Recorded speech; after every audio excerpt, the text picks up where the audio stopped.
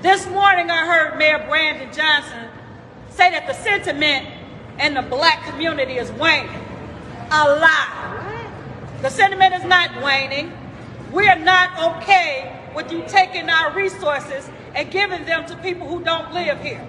As Mark stated before, you are preparing housing for them. One of the reasons that the city of Chicago was able to close 50 schools was because of the black flight. And the reason we had a black flight was because there is no affordable housing in this city.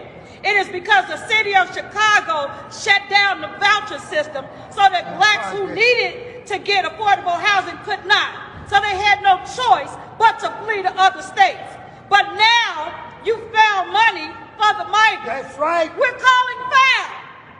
And then another thing you said was that the faith-based leaders were helping to bring around the sentiment. We haven't paid attention to faith-based leaders since Dr. Martin Luther King. And guess what? We're not listening to them now. We understand that they are bought and paid for.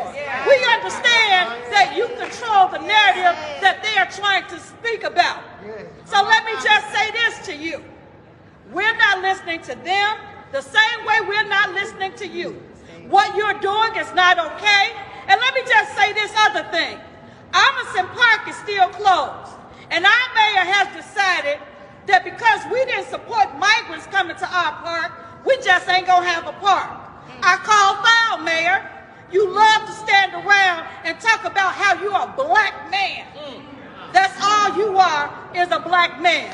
And we know that all black folks ain't skin folks. And those of us who didn't know that, you're giving us a great lesson. So we thank you for that.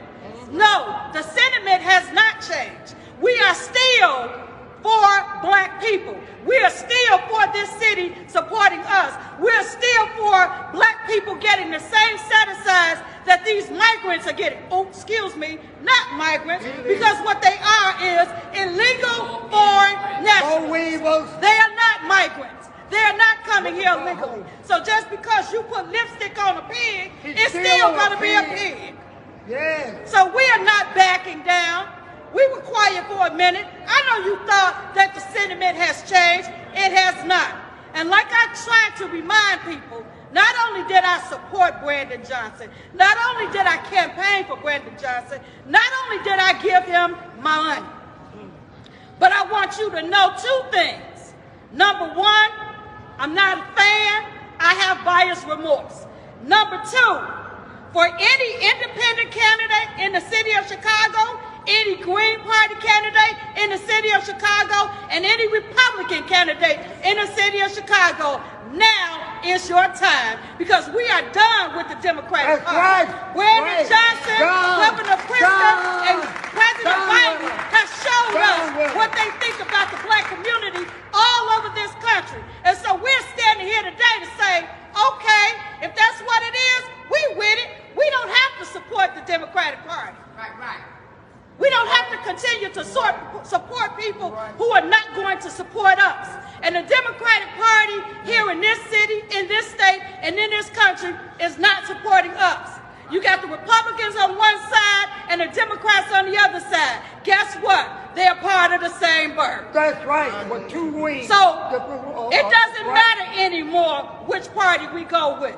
But I'll tell you this, I'd rather deal with the snake that's outfitting himself of the Republican Party than the snake that's covered up in the Democratic Party. That's right. We're not going to continue to stand for this. We're not going to continue to allow our state representatives, our congressmen, our aldermen, and our mayor to let us know that we don't matter.